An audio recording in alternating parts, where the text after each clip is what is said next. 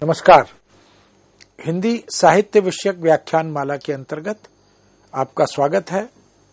आज हम चर्चा करेंगे रीतिकाल के रीति सिद्ध कवि कविवर बिहारी लाल, जिन्हें हिंदी का एक विलक्षण कवि कहा जाता है। रीतिकाल को उत्तर मध्यकाल भी कहते हैं। उत्तर मध्यकाल में काव्य सृजन करते हुए कवियों ने रीति तत्व को केंद्र में रखा, इसलिए उसका वर्गीकरण करते हुए आचार्यों ने, आलोचकों ने, इतिहासविदों ने उसे रीति काव्य, रीति सिद्ध काव्य, रीति मुक्त काव्य और रीति इतर काव्य, इन चार वर्गों में विभक्त कर दिया। बिहारी, जिन पर आज हम चर्चा करने जा रहे हैं, वो रीति सिद्ध काव्यधारा के प्रवर्तक कवि माने जाते हैं। रीतिकाल में यूं तो लगभग 200 वर्षों तक कविता लिखी जाती रही। संवत 1700 से संवत 1900 तक का यह जो समय है, यह रीतिकाल का समय कहलाता है। इस युग में बहुत से कवि दरबार आश्रित हुए, राजा महाराजाओं के दरबार में रहकर उन्होंने श्रृंगार की कविता, सौंदर्य की कविता, भक्ति की कविता, प्रेम की कविता, प्रशस्ति की कविता और शास्त्र निरूपण की कविता, इनका सृजन किया। ऐसे रीतिकालीन कवियों की श्रेणी में कविवर बिहारी लाल एक महत्वपूर्ण स्थान रखते हैं। इस स्थान को अर्जित करने का श्रेय उनकी एकमात्र सुप्रसिद्ध रचना बिहारी सतसई को जाता है। बिहारी सतसई वास्तव में अद्भुत रचना है। रीति ग्रंथकारों की प्रवृत्तियों का पूर्ण रूप से अनुसरण न करते हुए सतसई का निर्माण कार्य कवि बिहारी ने किया है। वस्तुतः बिहारी ने रीति को सिद्ध तो कर लिया था। वो रीति के सभी तत्वों को, रीति के आयामों को, भेद उपभेदों को भली प्रकार जानते भी थे। उन्होंने काव्यशास्त्र की दृष्टि से अपने गहन गंभीर अध्ययन का परिचय इस रचना में, जो दोहे जिनके माध्यम से वो अपनी रचना का सृजन करते हैं, उन दोहों में वो उसका परिचय देते चलते हैं। बिहारी ने वस्तुतः रीति सिद्ध कवियों की श्रेणी में एक सर्वोत्तम या सर्वोच्च स्थान प्राप्त किया। उन्हें प्रवर्तक कवि भी कहा गया। उनका जन्म समय हिंदी साहित्य के प्रतिष्ठित आलोचक, इतिहासकार आचार्य रामचंद्र शुक्ल ने संवत 1660 माना है। कविवर बिहारी की मृत्यु का समय पंडित रामनरेश त्रिपाठी संवत 1720 मानते हैं, किंतु उत्तर मध्यकाल और रीतिकाल के काव्यशास्त्र के प्रकांड विद्वान, इतिहासकार, समालोचक डॉक्टर नगेंद्र ने कविवर बिहारी का जन्म समय संवत 1652 स्वीकार किया है। मृत्यु का समय पंडित रामनरेश त्रिपाठी वाला उसी को स्वीकार कर लिया है। इसलिए अधिकांश तौर पर डॉक्टर नगेंद्र द्वारा बताई गई समय सीमा, इसी को विद्वानों ने स्वीकार कर लिया है। कवि बिहारी का जन्म स्थान ग्वालियर के निकट वसुआ गोविंदपुर गांव माना जाता है, लेकिन डॉक्टर नगेंद्र का मानना है कि वसुआ गोविंदपुर गांव कवि बिहारी के भांजे कुलपति मिश्र को भेंट स्वरूप मिला था। इसलिए यह स्थान कवि बिहारी का जन्म स्थान नहीं हो सकता। चूंकि ग्वालियर के संदर्भ में अधिक प्रमाण मिले थे, इसलिए डॉक्टर नगेंद्र ने ग्वालियर को ही इनकी जन्मभूमि स्वीकार करते हुए कवि बिहारी के संदर्भ में यह भी कहा कि उनका गोत्र धौम्य था और वह सोती घरवारी माथुर चौबे ब्राह्मण थे। उनके पिता का नाम केशव राय, ऐसा इतिहासकारों ने इतिहास ग्रंथों में उल्लिखित किया है। वे वस्तुतः निम्बार्क संप्रदाय के महंत नरहरि दास के शिष्य थे। इनका बचपन बुंदेलखंड में व्यतीत हुआ था और अपने युवा अवस्था में वह वृंदावन आ गए थे। वृंदावन में ही इनका विवाह एक ब्राह्मण परिवार की कन्या से संपन्न हुआ।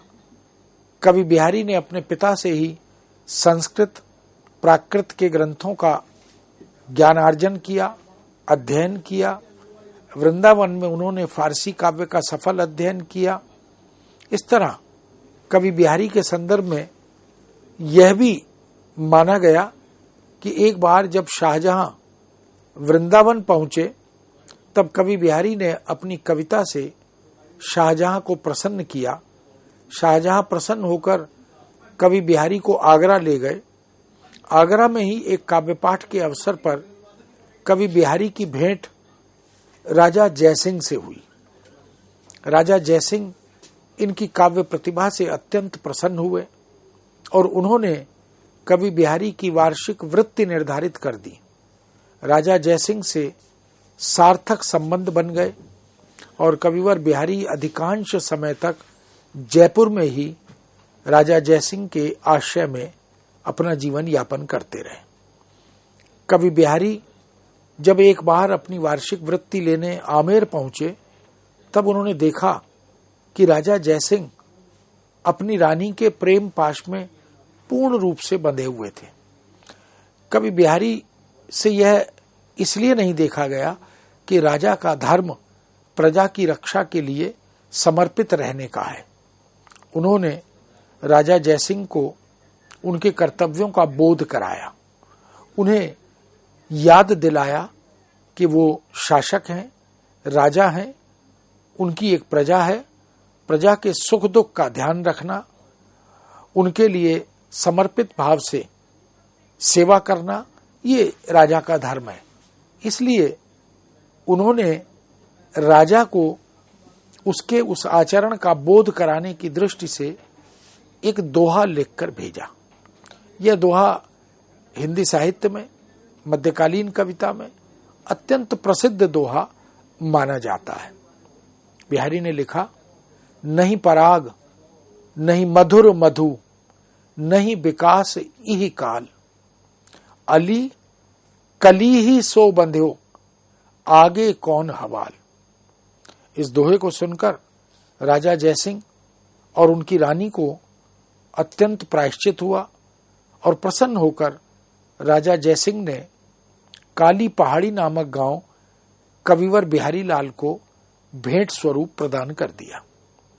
इस दोहे का अर्थ था कि यह अन्योक्ति जो बिहारी की कला है, बिहारी का जो वाग वैदग्ध्य है, उन्होंने भंवरे को संबोधित करते हुए, अली ब्रजभाषा में भंवरे का पर्याय भी माना जाता है कि हे भंवरे, तुम कली से ही बिंद कर रह गए। माना कि तुम रस लोलुप हो, लंपट हो, लेकिन पुष्प बनने तक की प्रतीक्षा तुम्हें करनी चाहिए। क्या तुम कली से इस प्रकार रस की प्राप्ति करके अपना जो आचरण प्रकट कर रहे हो वह आपत्तिजनक, असंतोषजनक है। अभी तुम्हारा यह हाल है तो आगे क्या होगा। वह कली जिसमें न तो पराग है, न माधुर्य मधु शहद है, और न ही वह विकसित है अर्थात अल्पायु है। इस दृष्टि से अन्योक्ति के माध्यम से राजा को या आश्रयदाता जयसिंह को कविवर बिहारी लाल ने एक तरह से सावधान किया और उन्हें उनके धर्म का, राजधर्म का बोध कराया।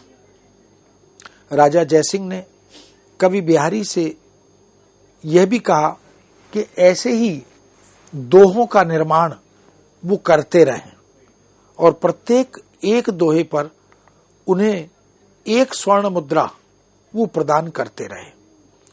जयपुर में ही रहते हुए कविवर बिहारी ने लगभग 712 दोहों का सृजन किया। बिहारी सतसई में ये 712 दोहे संग्रहित हैं।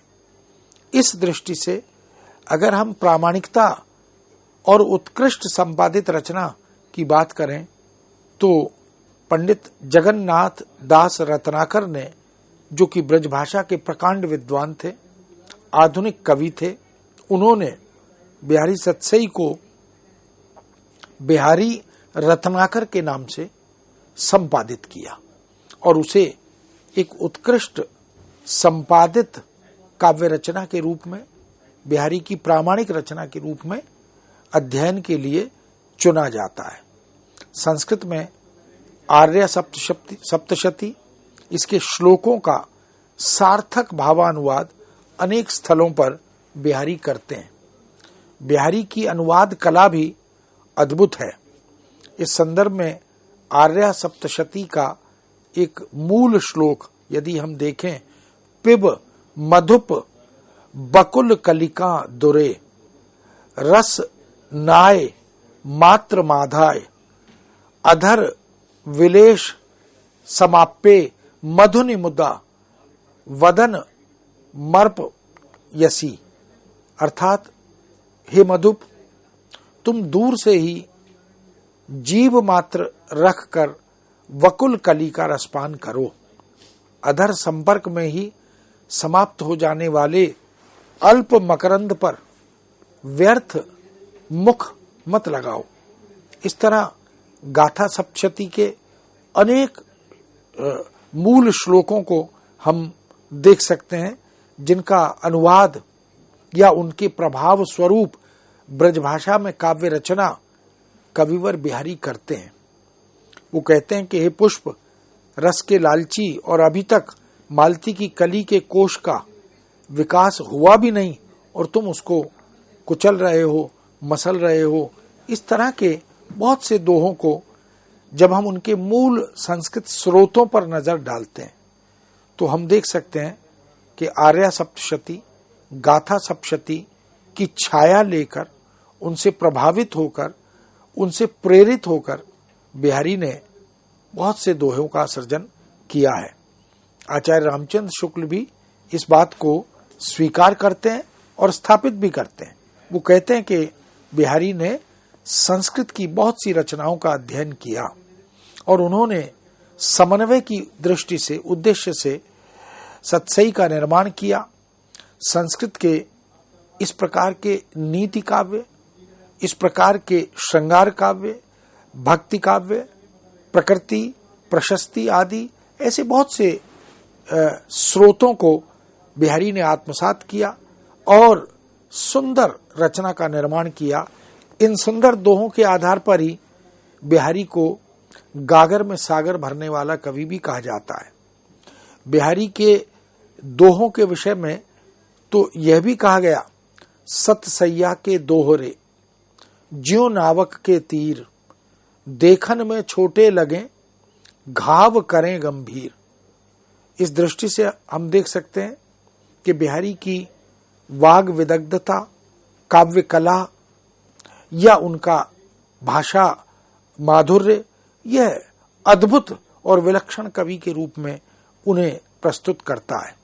यही कारण है कि उन्होंने तमाम संस्कृत के ग्रंथों का गहन गंभीर अध्ययन किया, उनसे प्रेरणा ली और हिंदी में, ब्रजभाषा में बहुत सुंदर सुंदर चित्रात्मकता और बिंबात्मकता के साथ ऐसे ऐसे दोहे लिखे जो अविस्मरणीय है।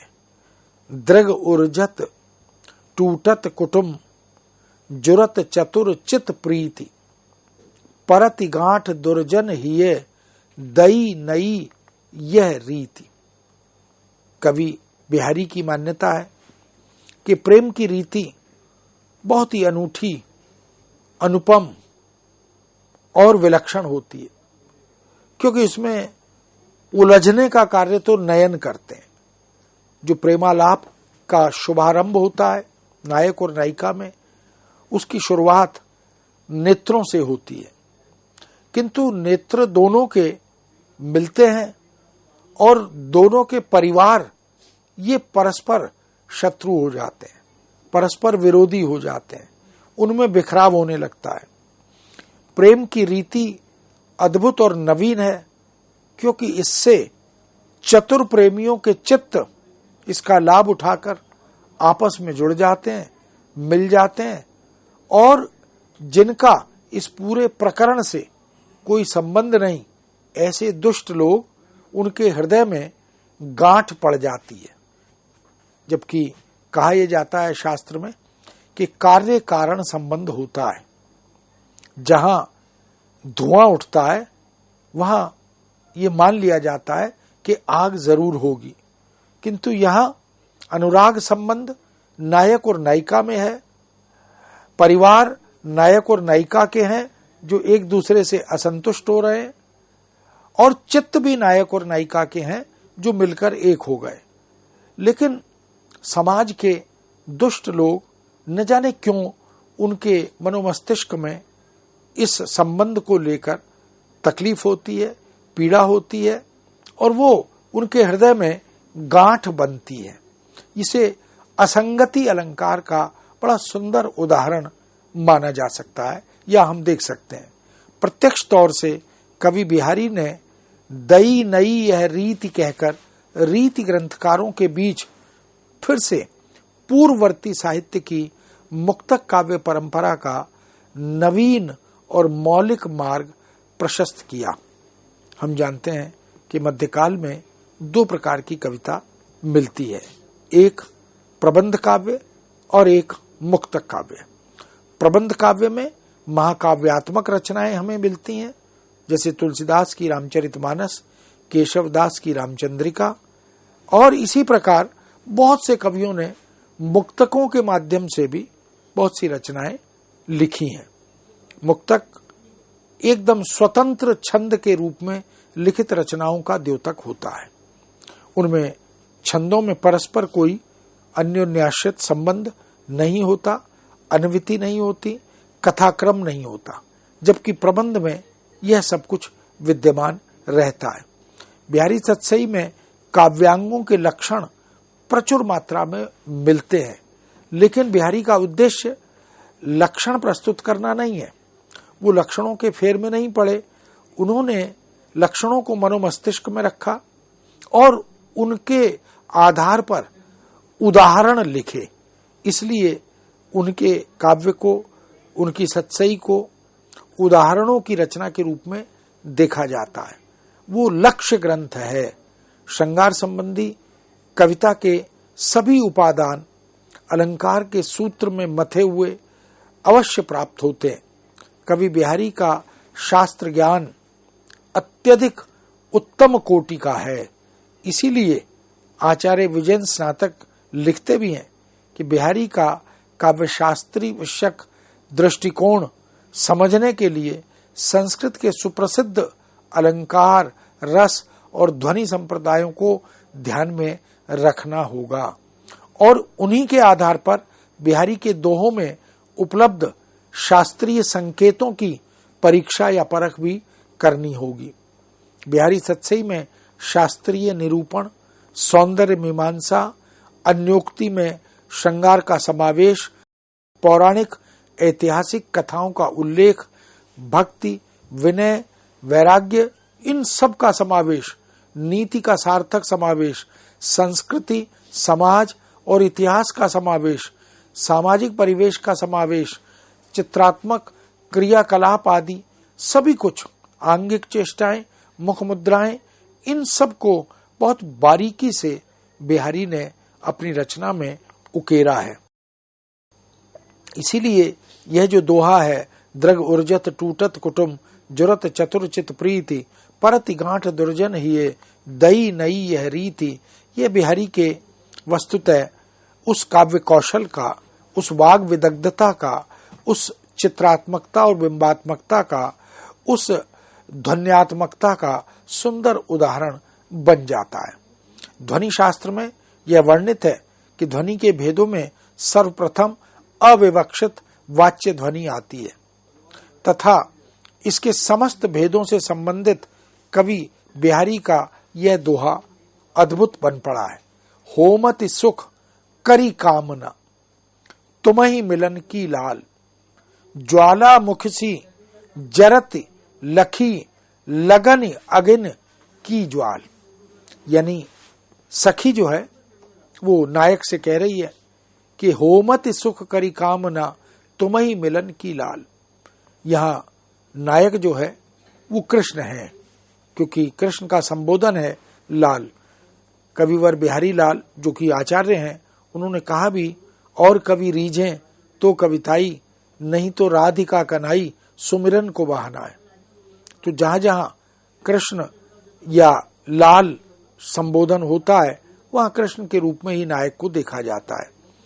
तो राधा की सखी, नायिका की सखी कृष्ण से यह कह रही है कि वह नायिका यानी राधा अपने समस्त सुखों को एक एक करके होम कर रही है, वो अपने सारे सुखों को त्याग रही है। और ज्वालामुखी सी जरति लखी, जैसे ज्वालामुखी का विस्फोट होता है, अग्नि प्रदीप्त होती है, ठीक वैसे ही वो जल रही है। और उस अग्नि विरहजन्य विरहसिक्त अग्नि की लपटों में वह निरंतर जलती हुई प्रतीत हो रही है। इसलिए हे लाल, तुमसे मिलने की उत्कट कामना, उत्कट इच्छा उस नायिका के सुख का एक तरह से हवन में आहुति का इस्तेमाल करते हुए अर्पित कर रही है। प्रेमाग्नि की ज्वाला ज्वालामुखी के समान जल रही है। इसलिए सुख करी कामना ये वाच्यार्थ में अवरोधक है।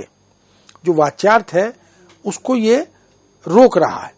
यानी वो सुख, कौन सा सुख? मिलन का।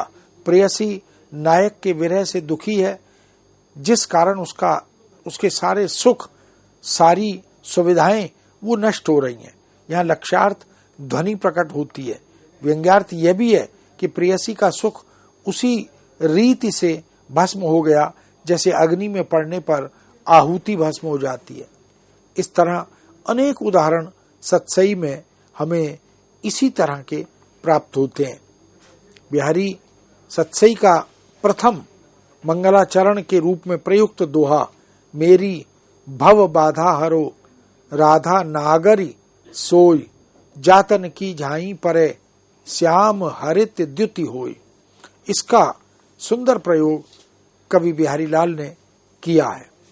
यह राधा जो आद्या शक्ति है, कृष्ण की वह शक्ति जिससे कृष्ण प्रेरित होते हैं, संयोजित संचालित होते हैं, उन राधा से कवि बिहारी प्रार्थना करते हैं कि मेरी भव बाधा को हर लो। वो राधा जो नागरी है, नगर की है, प्रबुद्ध है, बुद्धिमान है, उसके तन की झाई पड़ने से श्याम हरित द्युति होई, परछाई मात्र से, यहाँ झाई शब्द में श्लेष है, उसके तीन अर्थ हैं। ऐसे ही श्याम शब्द के भी तीन अर्थ हैं, ऐसी हरित द्युति के भी तीन अर्थ हैं। इन तीनों अर्थों का बहुत सुंदर समावेश इस दोहे में कवि बिहारी करते हैं। इस दृष्टि से मित्रों हम देख सकते हैं कि बिहारी वास्तव में भाषा पर अधिकार रखने वाले, विषय को बोधगम्य बनाने वाले विलक्षण कवि के रूप में हमारे सामने आते हैं। मित्रों, इस विषय को यहाँ विराम देते हुए पुनः आपके समक्ष उपस्थित होंगे। आज्ञा दीजिए। नमस्कार।